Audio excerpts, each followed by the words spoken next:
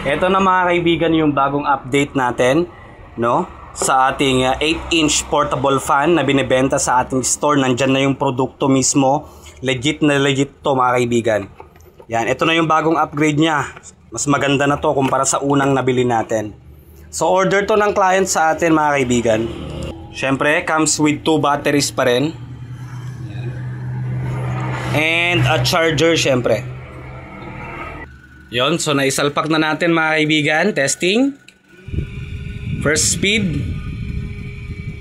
Yan, malakas siya mga kaibigan.